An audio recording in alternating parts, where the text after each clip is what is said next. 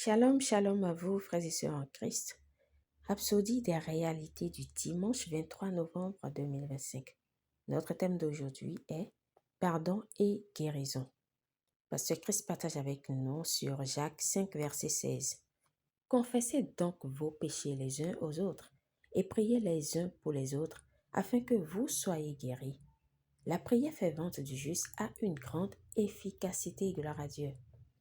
Il y a un principe divin révélé dans le verset ci-dessus que beaucoup négligent souvent, à savoir que la guérison peut résulter non seulement de la prière, mais aussi de la droiture de nos cœurs, de notre humilité et de notre amour les uns envers les autres dans le corps du Christ. Par exemple, lorsque vous offensez votre frère ou votre sœur en Christ, vous devriez vous empresser de dire « Je suis désolé, j'ai eu tort de vous parler de cette manière. Je vous ai mal jugé, pardonnez-moi. » Alléluia.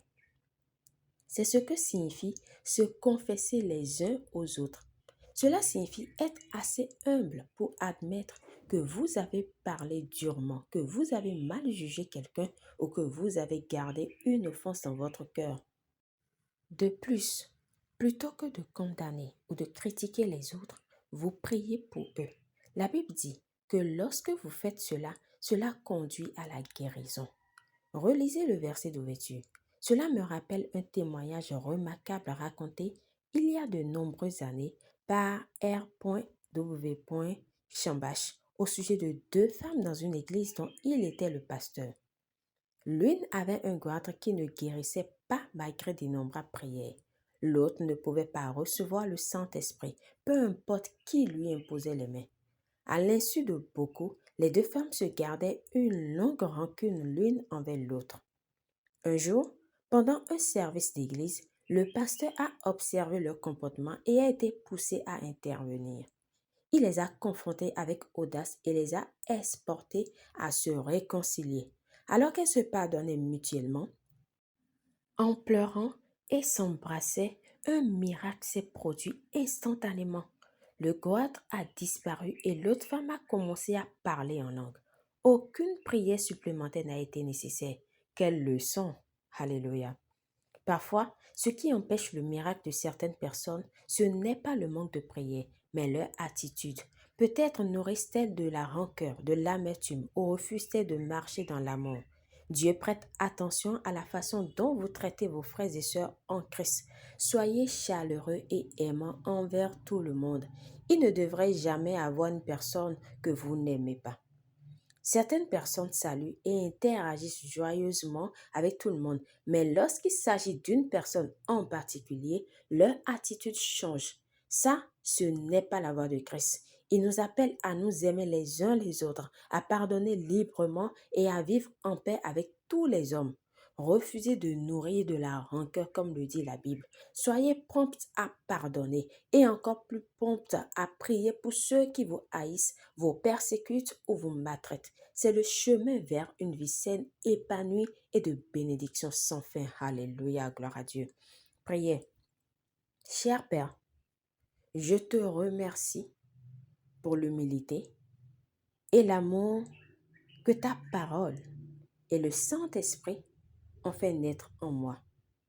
Je marche dans l'amour envers tous, prompte à pardonner et prêt à intercéder pour les autres. Je suis un canal de guérison, de restauration et de paix, et mon cœur est rempli de ta grâce. Au nom de Jésus, Amen. Pour une étude approfondie, nous lisons Colossiens 3, versets 12 à 13, Matthieu 5, versets 23 à 24, Éphésiens 4, verset 32. À présent, nous aimerions vous donner l'opportunité de confesser la Seigneurie de Jésus-Christ, de naître de nouveau. Si vous croyez en Jésus-Christ et que vous n'avez pas encore fait la confession, vous n'êtes pas encore né de nouveau, c'est le moment de le faire. C'est l'opportunité qui vous est présentée actuellement.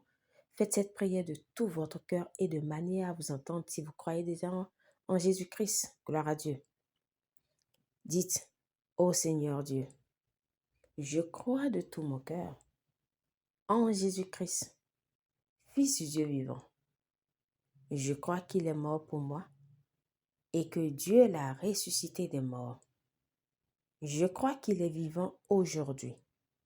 Je confesse de ma bouche que Jésus-Christ est le Seigneur de ma vie à partir d'aujourd'hui. Par lui et en son nom, j'ai la vie éternelle. Je suis né de nouveau.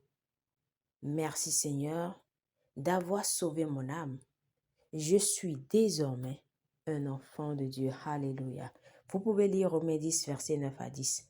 Félicitations si vous avez fait cette prière. Vous êtes désormais un enfant de Dieu et bienvenue dans le royaume des enfants de Dieu.